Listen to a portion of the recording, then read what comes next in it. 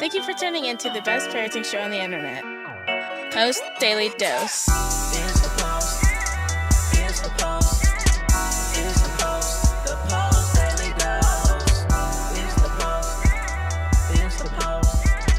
It's the Post. The Post Daily Dose. It's the Post. It's the Post.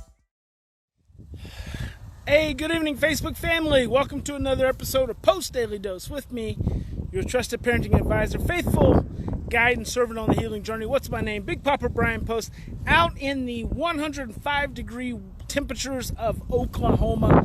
Very sunny Oklahoma. See, I got my hat on, block that sun just a little bit, shield the eyes. Hope you guys are having a fantastic day. Look at this. This is Oklahoma. This is beautiful. You can see the sky behind me. I mean, you can take the boy out of the country, but you can never take the country out of the boy. I just love this state. I love this atmosphere. It's, clean air, just good people. It's just a fantastic place, and I hope you guys live in a fantastic place as well. So today, hello there, Post. Mimi's what all her grandkids call her. And hey there, Kirsten. Kirsten's tuning in from the Netherlands. And we just released today the Dutch version of From Fear to Love. So super excited about that. So if you happen to be in the Netherlands, you can just go to postparentingbook.nl and you can get the Dutch translation of From Fear to Love by Stephen Hubbard. Well, the book From Fear to Love is obviously by me, Big Papa, but the translation is by Stephen Hubbard. So cool. Very excited to have that going. So tonight I want to talk about being anxious. Are you an anxious parent? And this comes from a question that kind of came up at this is Oklahoma, very big diesel truck. You can hear it. This came from the camp. And a mom she started off by talking about her child not being able to really connect to him. And I could feel her anxiety. Literally, it was palpable. I could feel her anxiety just trying to connect to the young man. He's 6 years old. And then I said to her, "Are you trying too hard? In your effort to connect, are you trying too hard? Should you just kind of back yourself down a little bit and calm down and relax?" And she said, "No, I've just decided that he's never." Remember, I'm always honing in on words. Words are so important to me. She said, "He's never going to be." He's 6 years old. I think he may have even been 5. "He's never going to be my snuggly, cuddly little bear." So at 6 years old, this mom, and remember yesterday I just said, I quoted Deepak Chopra that you cannot prevent the future from happening, but you can influence the future from the present.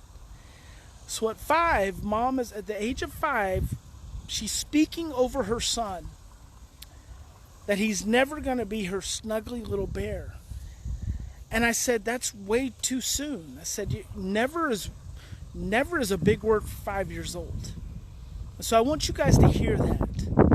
Never is a big word for 5 years old. Never is a big word for 15. Never is a big word for 25. Never is a big word for 35. Never is a big word for 45.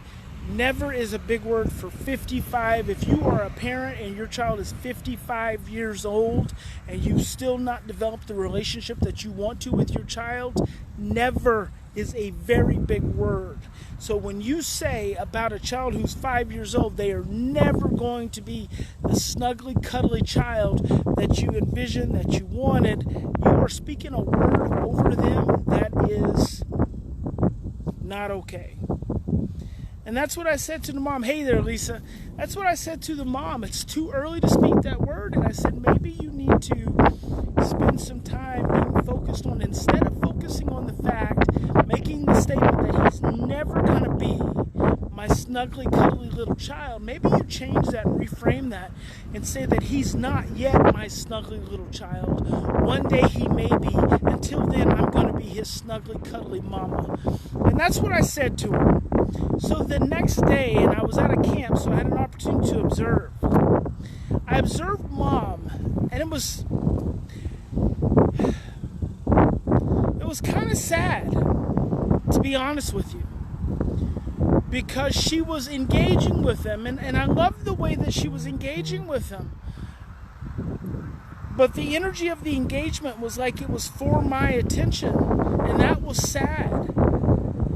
It's like I didn't question this woman on whether she was a good parent, whether she loved her child, or any of that. But the engagement was like for my attention. It wasn't for his connection. And if you are an anxious parent, if you feel anxious, if there's anxiety in your parenting relationship with your child, then you're not being present to your child. You're not connecting, and you're not honoring them, and you're not being present. Anxiety is a part of fear. Anxiety is a part of stress. It causes you to obsess about the future, react from the past. It takes you out of the present. I want to encourage you guys, if you feel anxious, take 5 minutes. If you're a parent who has been mired with anxiety your whole life, which probably comes from in utero trauma, it probably comes from some kind of trauma you've experienced in your childhood, but if you've been mired by anxiety, if you have generalized anxiety disorder, if you've been diagnosed with anxiety, I want to encourage you for 5 minutes, just 5 minutes. Your next interaction with your child for 5 minutes, and I would encourage you to put it on a timer. Your next interaction with your child, I want you to just do nothing more than just breathe and be present. Breathe, be present, listen. Breathe, be present, and listen. I was gonna say, engage. I don't want you to even engage. I just want you to breathe. I want you to be present, and I just want you to listen to your child. And then you do just whatever comes up naturally. Calm your anxiety. Stop letting your past experiences implode into the present and then just change the future. Be present today. Be present in the moment. That's what your anxiety is doing. Your anxiety is completely shattering the present moment. It's taking you way into the future, where it's causing you to react from the past, and that's no good. You don't want that. You want to get present for your child, and don't do it for anyone else. Don't be present for anyone else. I had a dad yesterday. I talked about the situation of the dad who he brought up the question, and I said, that's really good. I'm going to bring that up in my daily dose, and it just came to me just now, literally half hour ago. I was like, what was that freaking situation? And he was talking about being in a grocery store with his kid. What happens if you're in the grocery store with your kid? Your kid starts acting out.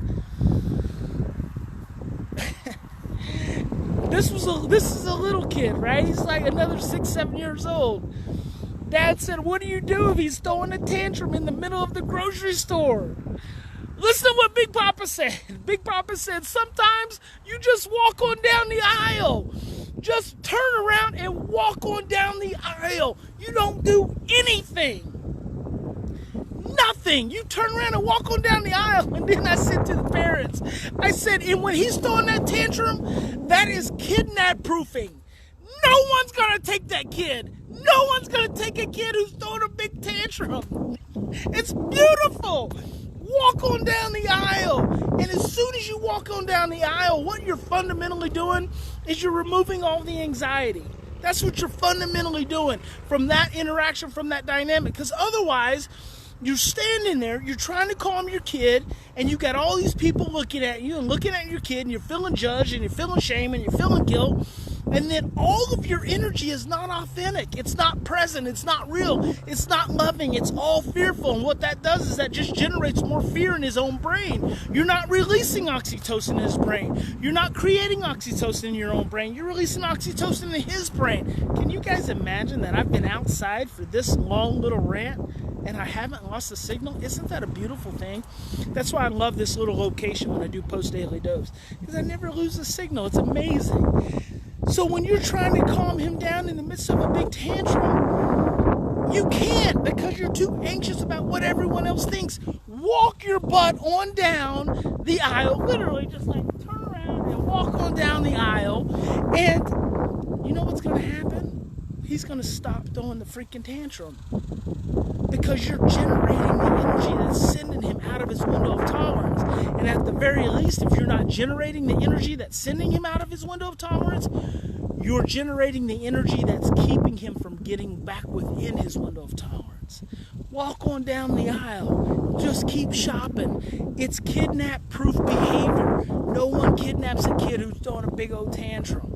He's going to stop, and he's going to come find you, and he's probably going to throw another little tantrum. Well, that's going to give you enough time between tantrum and when he finds you to do some deep breathing. Listen to me.